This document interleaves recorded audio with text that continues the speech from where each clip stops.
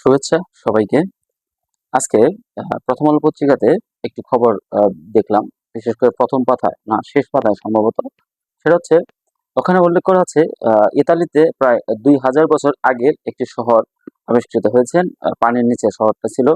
তো সেই খবরটা দেখে আমি খুব অনুপ্রাণিত হলাম।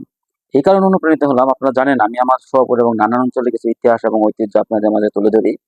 এবং সেই সাথে আমি প্রচুর এইগুলো নিয়ে কাজ করি, ইতিহাস নিয়ে।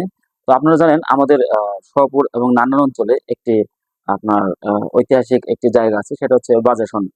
তো এই বাজাসনের যে ইতিহাস ঐতিহ্য, এখানে আমার জানা মতে একটি বা আমরা যতটুকু পড়াশোনা করেছি, বিশেষ করে আমাদের ডক্টর দীনেশ চন্দ্র সেন এবং আমার হাতে যে বইটি দেখতে পাচ্ছেন সেটা হচ্ছে গৌড়ের ইতিহাস, রজনীকান্ত চক্রবর্তীর গৌড়ের ইতিহাস।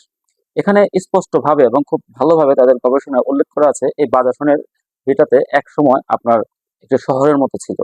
আপনার বলতে গেলে আজ থেকে আমাদের ওখানে যে তারিখ সন্দেহ আছে, আজ থেকে প্রায় ১.৫ থেকে ২,০০০ বছর আগেরই বলা চলে। তো বিষয়টি নিয়ে আসলে আমার মনে হয় না গভর্নমেন্ট কোনো কাজ করতেছে বা আমাদের প্রত্নতত্ত্ব অধিদপ্তর এই বিষয় নিয়ে আসলে আসলে মাথা ঘামাচ্ছে কিনা। তো আমি চাইবো যে আমাদের এই প্রত্নতত্ত্ব অধিদপ্তর এই বিষয়টা নিয়ে একটু চর্চা করুক, এই বিষয়টা নিয়ে একটু গবেষণা করুক, আমাদের এই বাজাসনের এই শহরটি আবিষ্কৃত হোক এবং আমরা যে কতটা ইতিহাস ঐতিহ্য ধারণ করি এবং আমাদের যে কতটা ইতিহাস ঐতিহ্যবাহী এলাকা, সেটা সারা পৃথিবীর মানুষ জানুক। সুতরাং আমাদের এই অঞ্চলটা, বিশেষ করে আমাদের সোয়াপুর, নান্নার, রোয়া, এই অঞ্চলটা যে কতটা পুরাতন আমরা এর মাধ্যমে জানতে পারি এবং আমাদের নতুন প্রজন্ম সেটা শিখতে পারবে, জানতে পারবে।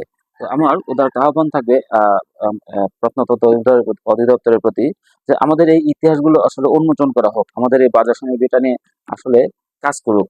তো আমি সেরকমটাই মনে করি। আর বিশেষ করে যে প্রথম আলো পত্রিকা যেটা ছাপা হয়েছে এবং এরকম করে আমাদের এই বাজার সমিতির বিষয়টি নিয়ে এভাবে লেখালেখি হোক, তাহলে অবশ্যই কর্তৃপক্ষের নজরে আসবে।